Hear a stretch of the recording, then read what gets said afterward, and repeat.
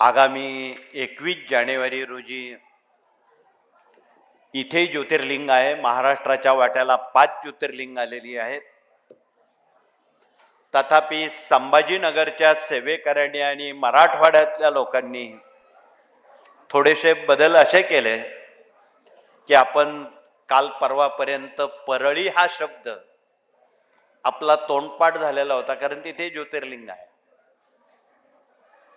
परंतु येणारी संख्या बघता तिथे जागा पुरणार नाही हे तिथल्या स्थानिक लोकांनी सांगितलं की तिथे 1 लाखापेक्षा जास्त लोक बसू शकत नाही आणि येणारी संख्या 5 लाखापेक्षा पुढे आहे.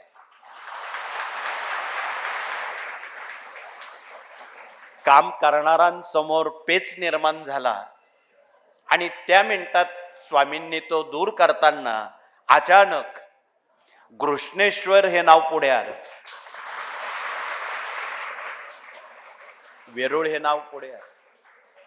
वेरूळ हे तुम्हा आम्हाला सर्वांना जवळत आहेच आणि त्याला पूर्व इतिहास आहे. आणि म्हणून आपण तालुका खुलताबाद, जिल्हा संभाजीनगर या ठिकाणी खूप मोठ्या संख्येनं संभाजीनगरसह मराठवाड्यातल्या 9 जिल्ह्यांसह महाराष्ट्र राज्यातल्या 36 जिल्ह्यांपैकी गुजरात, मध्य प्रदेश सुद्धा वेरूळला मोठ्या संख्येनं येणार आहेत. आत्ताच बस बुकिंग झालेले आहे.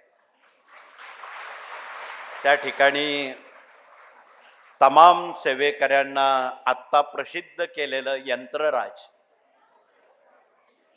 याचा चक्रराज, यंत्रराज ऐवजी चक्रराज हा सोहळा मोठ्या संख्येनं सेवेकऱ्यांना समृद्ध अवस्था प्राप्त व्हावी, निरोगी अवस्था प्राप्त व्हावी,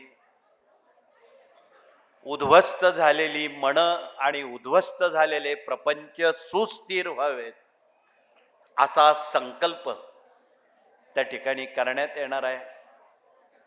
म्हणून आपण सर्वजण खरं तर निमंत्रण सेवेकऱ्यांना द्यायचं काही कारणच नाही, कारण ते आपलंच सर्वांचं काम आहे.